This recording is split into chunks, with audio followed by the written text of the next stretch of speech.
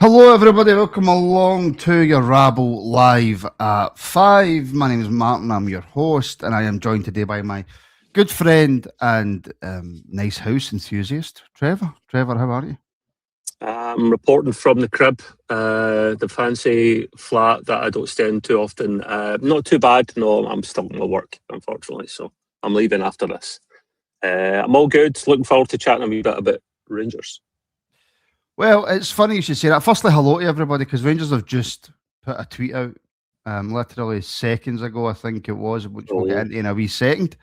But hello to everybody, welcome along. This is your show, so if you've got any questions at all that you want to put to me or Trev, then feel free in the comments. I will get as many up as I can. If it's a question, all I ask is that you start your comment with a nice big capital Q, so I can differentiate from just bog standard comments to questions. It really does make life a little bit easier. Martin, I've got a quick question, mate, if that's all right. Is 5 p.m. considered afternoon? Oh, early evening. Spanky asked it, and I'm like, you finish work at 5, that's the start of evening, surely. I think it's early evening. Aye, I'll take that, still evening. There you go. Spanky's wrong, you're right. Is it early evening or is it late afternoon? You get your dinner any time between 5 and 6, 5 and 7. I mean, see, if you want to go really deep into it, there is no such thing as time, because time was constructed by man. No such thing as time, man. That is way too deep for me, man. It's so deep, isn't it? There's no such thing as 1 o'clock and 2 o'clock and 3 o'clock and 4 o'clock. We made it up. There's no such thing as language. We made it up, technically. Oh, my head's burst already, and we just started. Yeah. I'm just saying. There's no such thing as time. As Pink Floyd famously said, taking away the moments that make up the dull days, I suppose. You smoked the wacky backy before you come on to this show? Like, is that... I'm not 19 anymore, Trev. I don't get away with that. I don't think my constitution would allow it. But anyway, yes, welcome along, everybody. I hope that you enjoy the show. Apologies for the really deep start to the show and even referencing Pink Floyd. Fritter and waste there wasn't an old hand way. I can't remember the actual words. But anyway, Rangers have released a tweet, Trev, which has stated that Oscar Cortez has been recalled from his loan with Sporting Gijón and will now join Argentinian side Hurricane on loan for the 26 season with an option, Trev, to buy. So it would appear that the Oscar Cortez saga, Trev, is over. That's good. Sporting who did you say, Martin? Gijón. Sorry, every time someone says that, it just cracks me up. I'm kind of glad about that one. I don't really blame the boy, because I blame the previous establishment for some of the stupid things and decisions they made. Signing someone that hadn't proven themselves beforehand was just stupid. The guy didn't really settle. He didn't get much of a chance, really, when he was here and he was available. It's just best for all that he just moves on and we cut our losses. And I'd like to see more of that happening this window, Martin, just as much as I want to see people coming in. I do need to see people going out as well, because we'll hit FFP eventually if we don't bloody cut our cloth accordingly. So, yeah. I mean, barring obviously, if you think back, me and you're old enough to remember Daniel Prodan being brought in for the best part of 4 million. I think it was 4 million or it was 3.5. Or it was something along those lines anyway. He obviously, don't get me wrong, when we made the signing of Daniel Prodan, it was a big thing because he was an outstanding player. But he picked up that injury, never played for us. Complete and utter total waste of money. It ended up being. Where does Oscar Cortez for you rank in the terrible signings that we've had? He must be quite close to the top, Trev. Yeah, one thing I'll say about Prodan is it was more of a name that I recognised at the time. I was looking forward to that more so. He's up there, of course. Prodan, Cortez is definitely up there. But again, he never get much of a chance. You know, on paper, like he had a couple of appearances for his when he was on loan very, very first time, and we saw like brief potential there. We thought, aye, that's worth a shout. He gets injured, and then we go, all right, maybe we should look into maybe extending that loan to check him out again properly. No, let's buy him. That makes total sense. Aye, okay. So he's up there, and maybe it's a question for the end of the season, Martin, when we look back and we go, right, what was our worst signings this season or last season? What was our worst top signings of 10 worst signings of all time? And it'd be interesting. Those two would probably be in there. I mean, John's asking the question, well, not asking the question, making a statement. And John said, in all honesty, I don't believe Cortez got a fair opportunity here. Is that fair? Yeah, as I was touching that a moment ago, like when he was available, after his injury, he never got much of a chance at all, and then he was just put on loan. But then saying that, on loan, he hasn't done a hell of a lot either, from what I'm hearing through the grapevine. So maybe he's just not a great player. Full stop. He never get much of a chance here. I'll be honest with you, but maybe previous management and coaches have just looked at him and went, "Don't really rate the guy. Let's just send him on loan, probably for best." Shame. But it's a waste of bloody money more than anything else, mate. It just wasting money. It depends on what the agreed option to buy price is. Because as Janet's asking, is Cortez getting sold or loaned again? It's a loan with an option to buy, not an obligation, an option. So it just depends how much is being negotiated for that option, and if he has a good time for it at Hurricane, and if he doesn't, then he'll be back at us next season. So we'll just need to wait and see. But it'll be interesting to see what the fee is. I mean, I can't imagine it's anywhere near what we paid for him. So you're just 10 bob and 2 bottles of ginger. If you can collect enough of the empty bottles, 30p a bottle. 10 ginger bottles, maybe. Well, do you know, actually, now that you mentioned juice, and I'm sorry for deviating again from Rangers, just very quickly. So my dad lived in England for 20 odd years, and every time I'm at his house, he asks me if I want a glass of pop. Oh, so American. Right. And I have the argument with him that it's called juice. And his argument is that juice is diluting juice. And pop's fizzy, and juice that I class as juice is fizzy pop. And I don't know why, Trev, right? But it frustrates and angers me. It's one of the few things that actually make me really angry. Your old man's technically right, but screw it. That's what we call it. We call it juice here, or ginger, more specifically in certain parts of Scotland. I've always called it, mate. Pop just sounds American. Pop, just call it Coca-Cola. Then what? Generally, if we have any English folk in chat, what do you call what we call ginger or juice? I'm curious, actually, if it was just your dad, Martin, or if it's actually the English in general. No, it's the English in general. It's the English in general. Pop, do they? Yeah, they call it pop. I think there's actually a drink down there called pop. Which, American is soda. That's a good point. American is soda, Trev. Right, okay. Yeah. Soda, I've heard that before as well. Whereas when we talk about soda, we're talking about soda water. 9 times out of 10, I think. John's asking, which was something I was going to come on and talk to you about anyway. Any truth that we are buying Olsen as opposed to a loan? Reports suggest that's the case. Well, again, all we can go on, Trev, is reports, because again, and I'll repeat myself 1,000 times, we don't have any inside information. No. And I will say it again, the Rabble's face does not fit.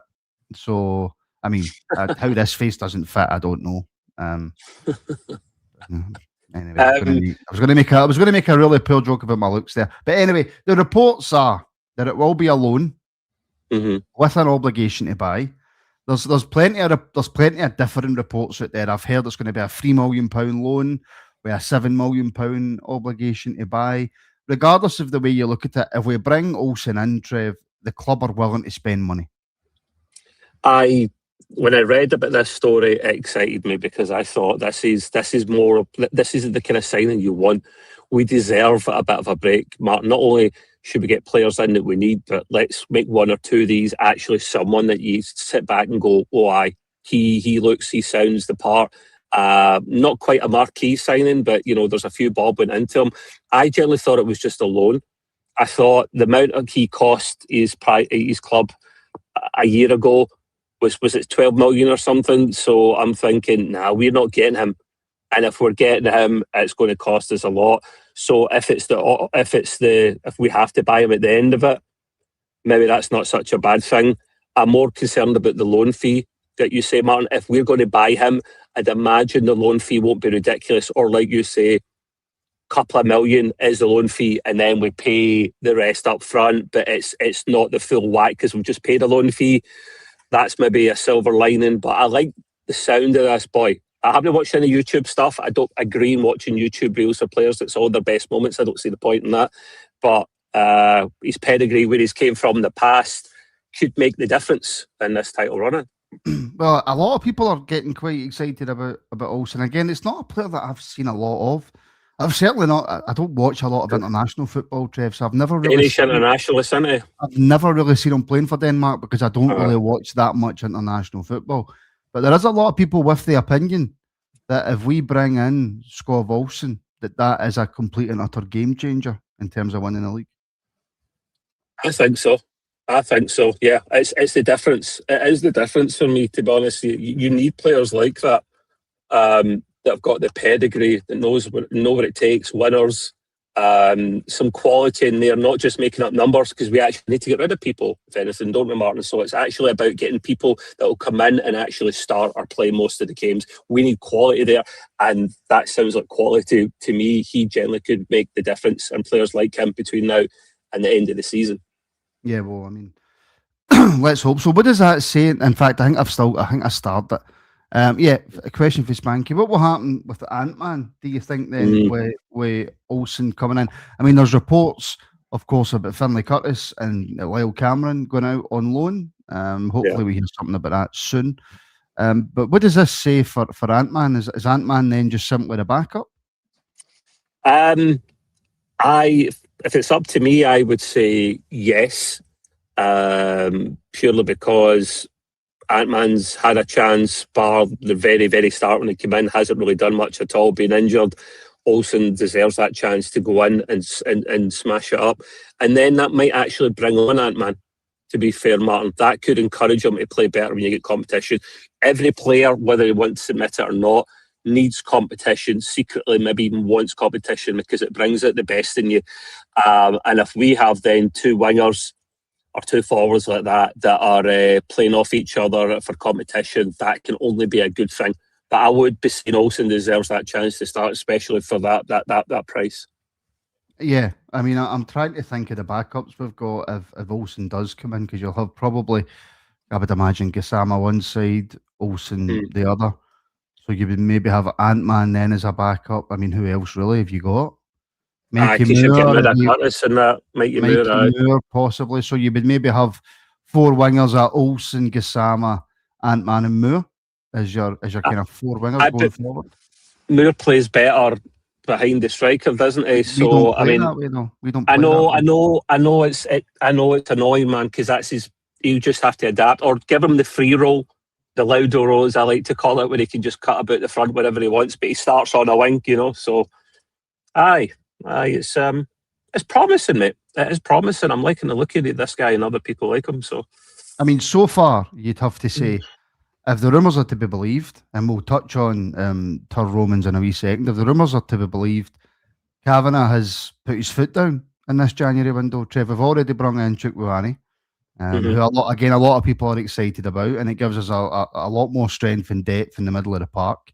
So the owners come in, they've made a bit of a blunder at the start of the season, but they're certainly making up for it.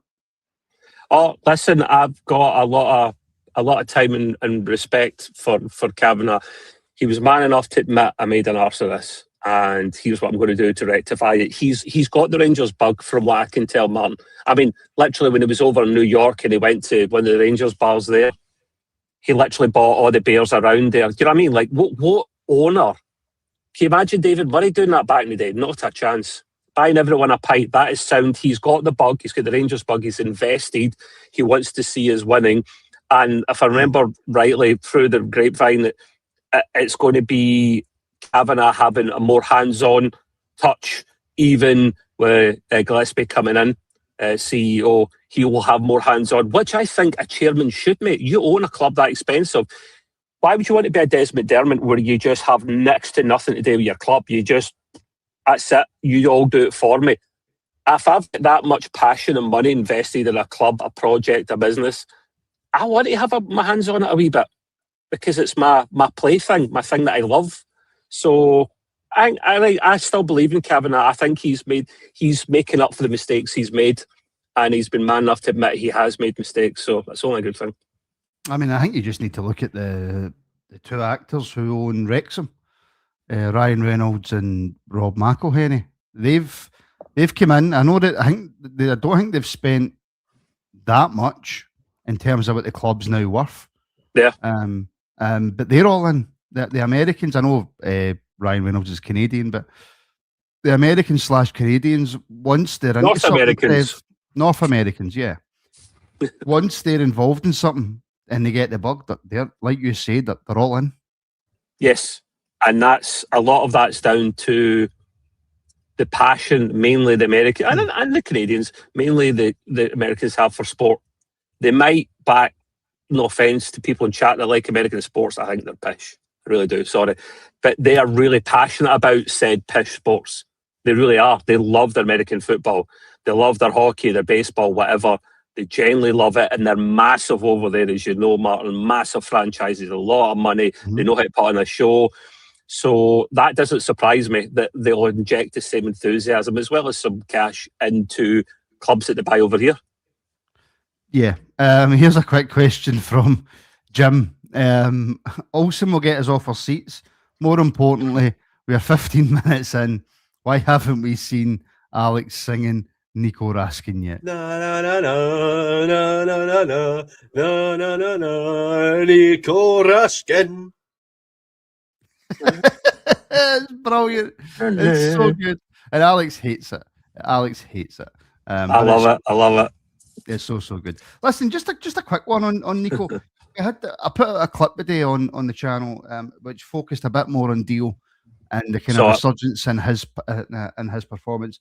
And it's not that I was ignoring Raskin, Trev, because Raskin's come up with a few goals, and I think his play's got a lot better, and he seems to be getting to that point where the Raskin of towards the end of last season.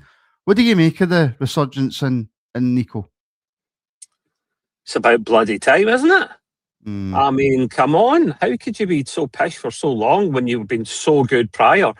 It goes to show the mentality and the mindset of a football player, Martin, that often they need things to be right in their environment, their work environment, their gaffer, their teammates at home, personal life, for everything to be settled for them to just click back into place and start playing football well again. We always knew he had it. I can't believe Dio's actually turned the corner, and I'm going to be cautious, like Stuart said in your clip as well, about him, because he's not been good enough or long enough for me to go, right, he's turned the corner. But Raskin is the player on paper, not just on paper, that would actually get you a small fortune, doing well, having a World Cup, being sold on, more than Diomande would probably ever get us, I reckon. I'm glad for him. I just fell in love with him even more after Skushgate Part 2. So, I mean, do you know what? It's not even something that I wanted to discuss, but the media are going to play on this, and we'll probably end up speaking about this every bloody day. But again, there's a lot of folk online saying, Raskin should be banned for 10 games. He should be banned for this. He should be banned for that. The fan that squished him. Still not a word, Trev, or not even just that, but still not a word in the media about all the crap the Aberdeen fans were throwing at Rangers players. That's not been mentioned once. The sheep that bloody soaked, scooshed Raskin, not mentioned. They both should get a slap in the wrist. And if it comes to that, the fan and Raskin, they should both get a slap if that's the case, because you can't have one rule for one and not the other. You either both punish them or you don't punish them at all.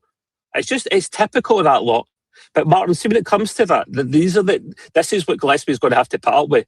This is what he's going to have to fight, these battles, and it'll take cold, hard evidence and facts to go, right, here's why you've got a problem with us, and show the evidence, and just try fight in the corner, because evidence speaks a lot. So it's ridiculous, mate. It really is ridiculous. I don't blame Raskin for doing that. Get it right up him. And he is a bigger name than Aberdeen Football Club. So just him. I said, just him. So I suppose maybe that's why it's went a bit bigger than say the Aberdeen fans, for example, mocking the Ibrox disaster.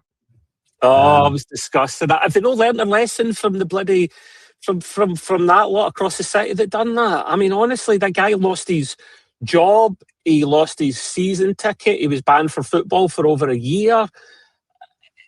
I hope they catch these guys and do the same thing, and they'll bloody learn. And I'll be there laughing. Yeah, it just seems to be an easy target for some reason. Just mocking the Ibrox disaster. No matter what you feel about a football club, right? And I don't like Celtic Football Club, right? They're our rivals.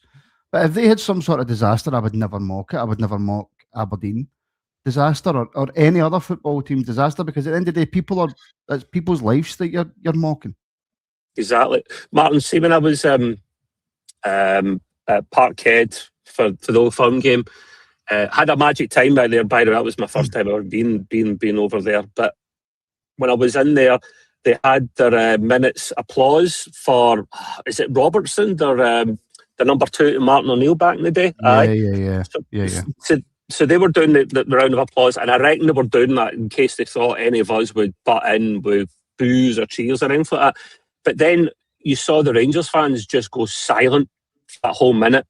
And then at the end, you know what Will said? Will said, and I paraphrase, he went, "That's how you show respect to the effing dead. That's what you do." And I went, "Fair play, big man." Or wee man, he's smaller than me. That's how you do it. That's how you do it. And most people are smaller than you, Trev. Not Hightower. Well, actually, not Hightower. No. Mid-tower now because he's lost his beard. Yeah, it looks horrendous. It looks absolutely horrendous. Chunky72 channel member, thank you very, very much for gifting a Rangers Rabble podcast membership. Thank you very much for the support, my friend. And Johnson is saying, getting concerned about the Tur deal. All that I'm hearing, all that everybody's hearing on socials, Trev, is that the Tur Romans deal is done. We spoke about this yesterday. The coach basically came out and says that the Rangers fans are going to love him. And it was obviously our former coach, Shirai. It's apparently, Trev, and I say apparently because I don't have official confirmation, but we're just waiting on the announcement. I'm not too concerned about this one. I'm not.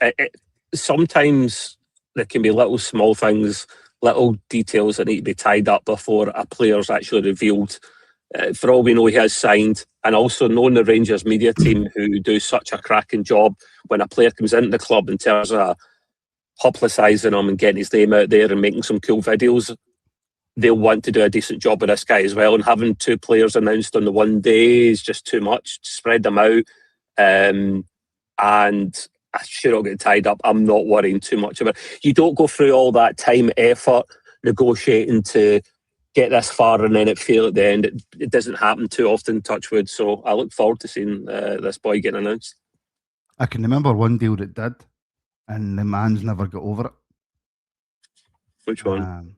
And he moved to our neighbours, and he still has a go at Rangers Football Club any chance he gets, and he's not the brightest guy in the world, and he's Welsh. That's all I'm going to say.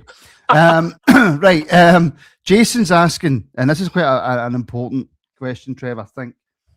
Do you feel that the club is now heading in the right direction? Both, I would ask that over 2 or 3 different parts. One on the pitch, and 2 parts. 2 behind the scenes. Yes and yes, and I'm equally interested in both of them. I find the business side and behind the scenes stuff fascinating, which is why I often will ask a question around that side at AGMs and whatnot, because I'm curious about that. All the journalists and whatnot will ask all the sporting questions. They don't tend to get a chance to ask the business questions, so that's what I like to try and do. No, I think everything is going well. I just look at what they were doing with Leeds, and it wasn't plain sailing at the very start. It took them a wee bit longer to get going. The same thing's happening here as well. They're going in the right direction. I think they just got a bit of a shock, Kavanagh, that at the start. when they thought they knew what they were buying into. In fact, the question I asked at the EGM, rather than AGM, was, welcome to Rangers, blah, blah, blah. Can you tell us about any plans to upgrade Ibrox or infrastructure around the stadium? And I went, welcome to Rangers. Do you know what you're in for? You think you know what you're in for, but you don't really. Good luck. And I got a kind of wee chuckle from people.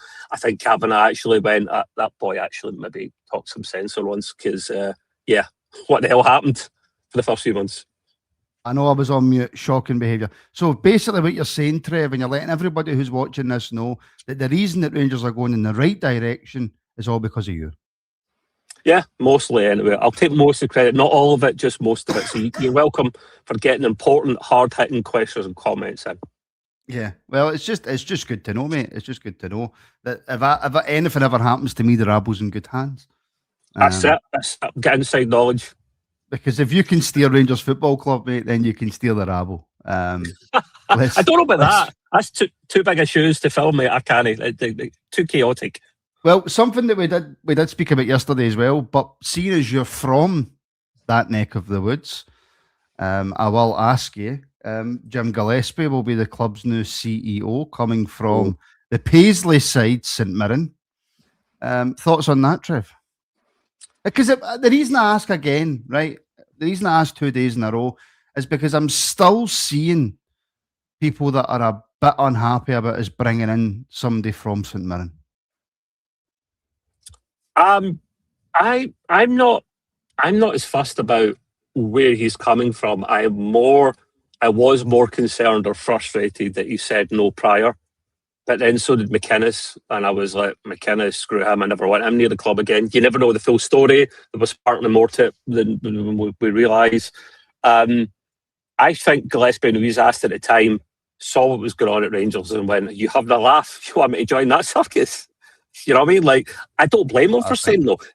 He's probably like, I'll be out my depth. I won't, like Gerrard.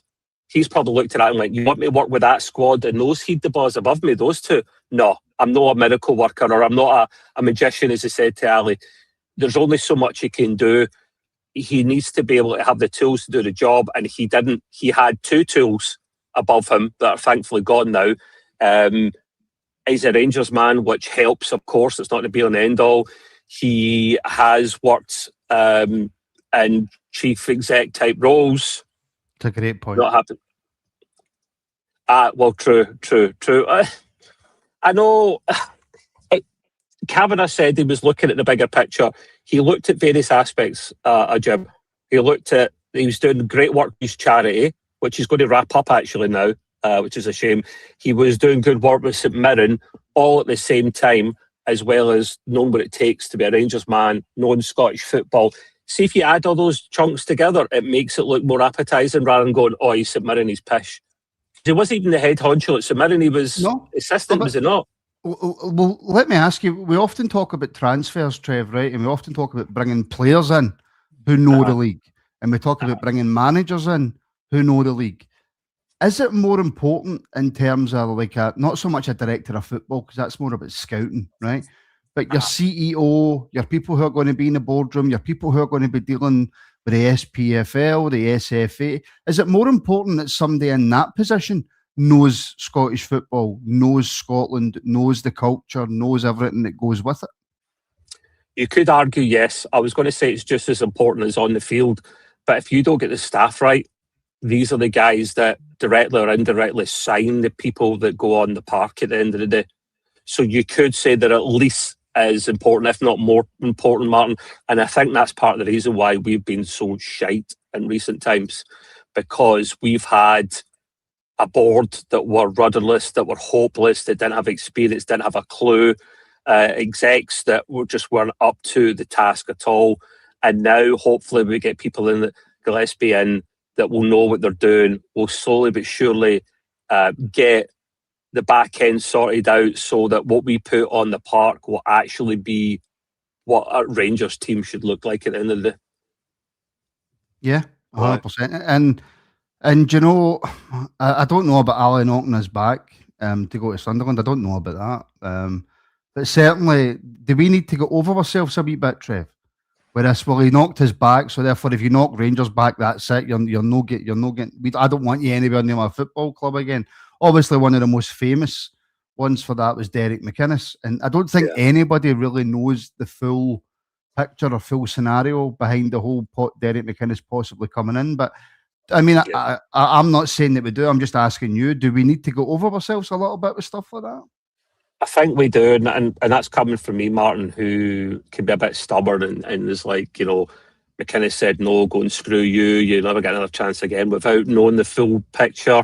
And I said I don't want McInnes ever again. Yeah.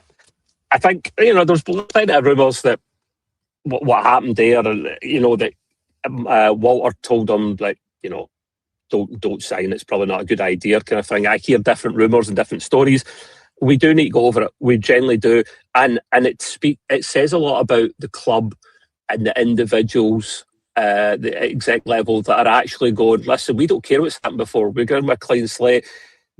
You have asked this guy Jim before to be CEO, and he said no, but I'm going to speak to him because I think he might be the right man for the job, and swallow your own pride in that respect. He said no, we're never going to approach him again. No, it takes a bigger man and a bigger club to go, actually, we will ask the question again because we believe in you and we think you might be the right guy to steer us to forward to success. And let's certainly hope that he can. I mean, I suppose one of the only things that doesn't sit well with me is we haven't been given a timeline of when he's coming in. I mean, I don't know the type of job that Fraser Fortin's doing right now. He could be doing a fantastic job. For all I know. But when you're appointing a CEO, because we're going for the league this year, Trev, because we're making strides in the transfer window, and because of how shambolic and diabolical some of the decisions have been, you want your top man in, and you want him in ASAP.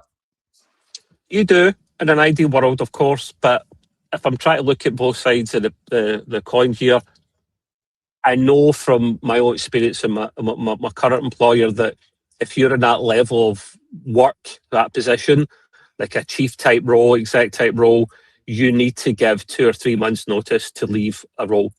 Now, I'm not saying that's the case with St Mirren. It's more his case with his charity, the charity that he runs. He wants to make sure that's in good hands, and I kind of respect that. You don't do the dirt in your previous employers. It just says something about you, your character, if you do that. I think that's all it is, mate. He wants to tie up the charity the right way. He wants to give the relevant notice. He probably can't start any sooner. If he's the right man, which let's hope he is, let's assume he is, we need to wait for him to get him in rather than going for the second or third best.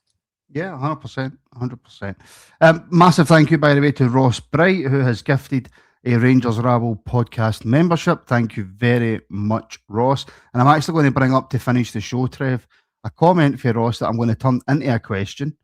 Anyone else getting mega excited? Trev, with the way that the board's running things now, with the way that we're seeing the January transfer window, with the job that Danny Rules done since he came in the door, are you excited about the season and beyond? Yeah. Don't let this expression fool you. It wasn't just a monster that got me hyped up and excited, or Martin's beautiful face when we come on to the podcast. It was bouldering, I've been told. Oh God, you're taking that too far. I am quietly, but the thing is, I'm quietly excited. Call it a defence mechanism or something, Martin, in case it goes Pete Tong. I get quietly cautiously excited. Optimistic. That's probably a better phrase. That's why you sit on the left and I sit on the right. Cautiously optimistic, I would say, is probably the best shout, and that's a good way to go. Well, why not? Like, why the hell not? Like, let's just look at the position we were in and the position we're in now. Even if we fell short and became second, I'm still saying well bloody done for turning it around to the degree we did. So, and that's only at this stage. It can hopefully only get better with these signings, more time under the belt, training with these players. The future's optimistic for me. The future's bright, Trev. The future's tangerine. See, I knew you were going to go there. I knew it. Right, folks, listen, that will do us for today. Can I just say thank you to everybody who has took the time to tune in? If I could ask, just before you jump away and get on with the rest of your Tuesday, if you can hit that like button and the subscribe button, It would very, very much help the channel out, and I'd be very, very grateful. And of course, if you want access to a lot more content, like we're live at 7 o'clock tonight over on the Rabble members page, if you want access to that, click the links in the description. For as little as £1.99 a month, you can get loads and loads and loads of extra content, and you're helping to support independent Rangers media at the same time. So, Trev, mate, thank you very, very much. Thanking you.